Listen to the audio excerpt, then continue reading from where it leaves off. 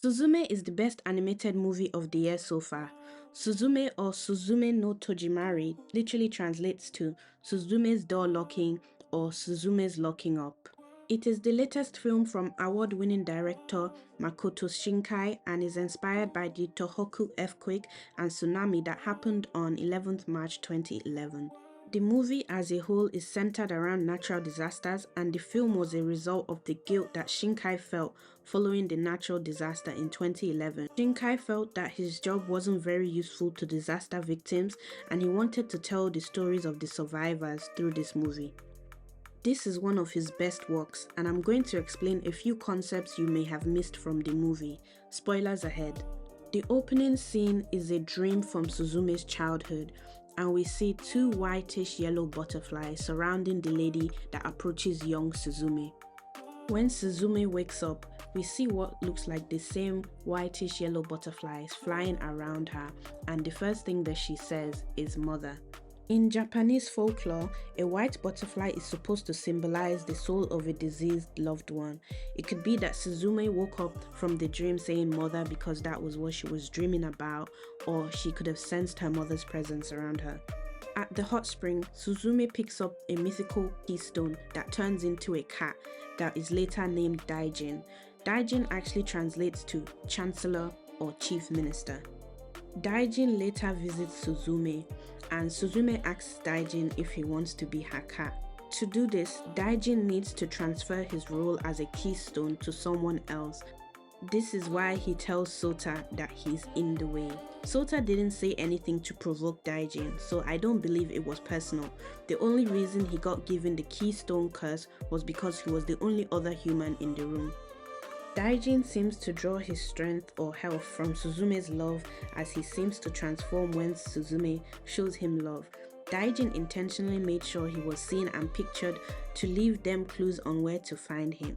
By taking the couple to various locations during their chase, Daijin was actually transferring the keystone, Sota, to where he needed to be. And I believe Daijin did all this so he could be Suzume's cat. Daijin was created specifically to be a keystone and was probably entrapped as a keystone for his entire life. This is why he is so wild and free when he's climbing on those bridges, because it's his first real taste of freedom. In this scene here, it shows that the other humans were not able to recognize that Daijin was a cat, and it appears that Daijin has the ability to conceal his cat form and appear human, so he can pick and choose who sees him as what. Our first clue that Sota will become a keystone comes after he falls asleep on the third night and his body starts to crystallize. You can see Sota is positioned behind the door in the same way that Daijin was positioned before he was released by Suzume. When they reach Tokyo, Sota teaches Suzume about the mythical worm Namazu and how it appears by placing two keystones in the eastern and western Japan. The western keystone is Daijin, whilst the eastern keystone is Sadaijin. In Japanese mythology, the Namazu is a giant underground catfish who causes earthquakes by thrashing about. Namazu is guarded by the Kashima god, who restrains the catfish using a stone every time Namazu thrashes about. Sota further explains that if the worm appears in Tokyo, it has the potential to destroy the city in the same way it destroyed the Kanto region. This is a reference to the 1923 Great Kanto earthquake that happened in Tokyo. In a sense, the worm symbolizes nature's destructive power that can be unleashed at any time, and Suzume as a movie highlights the fine balance between life and death. This is why Sota's prayer, known as the Norito, is so important when they are sealing the worm. After Sota is turned into a keystone, Suzume tells Daijin that she hates him, and he immediately transformed into his weakened state after he has lost Suzume's love. When Sadaijin is introduced, it becomes clear that the two cats are polar opposites.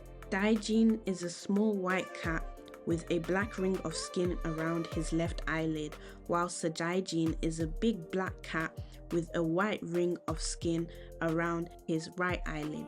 When they transform, this reverses. Sadaijin becomes a white cat with a black stripe that flows into his tail, whilst Daijin becomes a black cat with white stripes that flow into his tail. Sadaijin translates to Minister of the Left, and when he's introduced, he's understandably angry with Daijin for deserting his post and essentially making his job harder. Sadaijin's anger possesses Tamaki, and that's why she says the hurtful things that she says.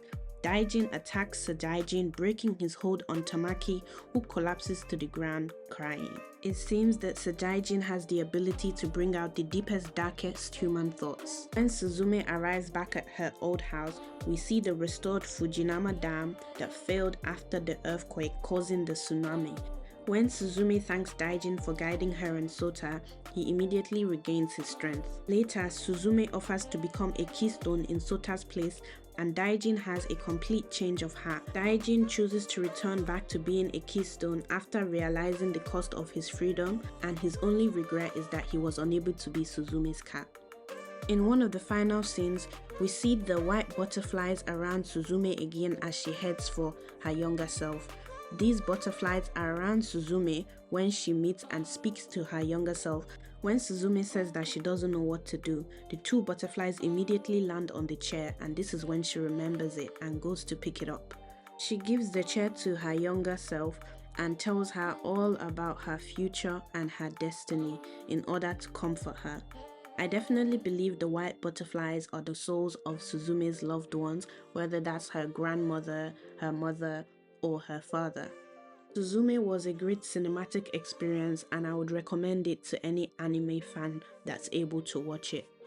I hope this video has explained a few hidden gems that you might have missed on the first watch, and if you like this video and want to see more of this channel, please like, comment and subscribe below.